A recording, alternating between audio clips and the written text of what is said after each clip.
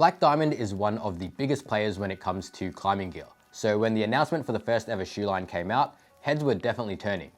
The Shadow line, which was intended for the serious climber especially, was a stunning piece of gear that I couldn't wait to get my hands on back in 2017 when it was first announced.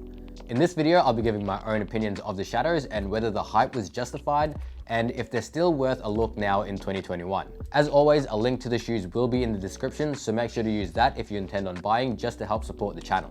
The Shadows are built as Black Diamond's most aggressive shoe with an overall asymmetrical design to help climbers pull hard on steep terrain or harder bouldering problems.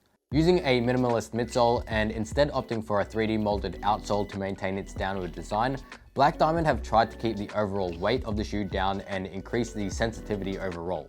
That being said, sensitivity is compromised a little bit with a slightly thicker than most 4.3mm rubber, but personally I didn't really find an issue with that at all.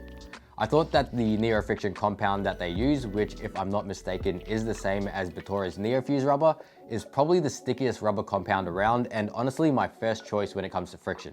Black Diamond market the shoe as a pretty soft shoe, which I'll agree with in terms of the rubber compound, but regarding the midsole, I actually find it quite stiff in comparison to some of my other shoes, but not as stiff as their own Focus line, which I've had a chance to look at as well. Again, that being said, not necessarily a bad thing, it just depends what you're specifically after. Aesthetically, the shoe is absolutely gorgeous. The all black design gives it a sleek premium look overall, and the single Velcro strap at the top keeps things nice and simple. It's one of the reasons that I just couldn't help myself and bought it when it first came out. The knitted microfiber is, in my opinion, where the shoe differentiates itself from most other brands. It provides a really comfortable fit and minimal stretching overall. Now, if you're like me, you probably have some concerns about whether the knit will scuff or tear with wear, especially as you drag your feet on different problems. So let me clear that issue right now and say that it's not a problem at all.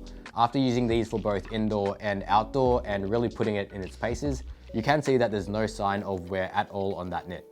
Now let's talk about performance. The softer rubber means that edging won't be as solid as harder compounds like XS Grip 2, but in exchange the stickiness is unparalleled. If you've ever used Evolve's Trax rubber, it's pretty similar to that, maybe even just besting it by a fraction. The excellent grip also means that it's perfect for smearing and control on glacier holds, as well as indoor volumes and coordination type climbs. And the relative stiffness of the shoe as a whole gives you really nice support as you climb. For toe hooks, the rubber patch at the top gives you a little extra friction and protection, though as you can see, the rubber has delaminated around the shoe as well as the aforementioned toe patch. Though admittedly, I haven't really been kind to these shoes at all, leaving them out in the sun and washing them a few times to try and get the smell out, so I'm going to have to take a partial blame for that one. I will say I wasn't too impressed with its performance when it came down to heel hooks. The Shadows use a standard heel design with a power band system to hold it in place, which isn't really anything new or revolutionary.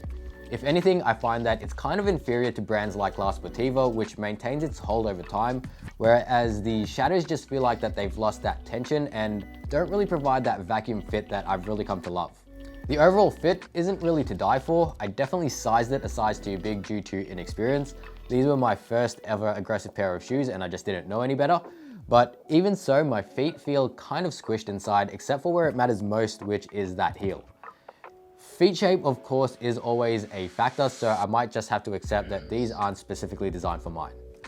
For anyone considering these shoes, as usual, for point of reference, I'm a UK 6, I bought a UK 7, so I would most likely follow Black Diamond's recommendation of staying true to your shoe size. Overall, I would give the shoe a 3.5 out of 5. While it's an okay shoe that will get the job done and give you some nice friction that you can trust indoors or outdoors, and while the knitted upper is quite comfortable, I would still prefer to wait for a revamped version that fits my foot a little bit more snugly. I know other reviewers rate the shoe quite high, and while I can see where they're coming from, for the price range, there are just better performing shoes that I would probably buy before the Shadows. But as always, I do love hearing what your opinions on the shoes have been, so if you own a pair or if you're thinking about getting one, let me know what you think down in the comments below. I do love Black Diamond and I'm hoping they continue to improve their lineup, but only time will tell if an improved version will come out. I do know that they've released their low volume version recently, so it's worth trying those on for size as well, just to see if they fit your feet a little bit better. If you're a fellow gearhead, make sure to follow the channel by crimping down on that subscribe button. And if you like the video, be sure to help me out and hit that like button as well. Till next time, stay strong and keep on sending.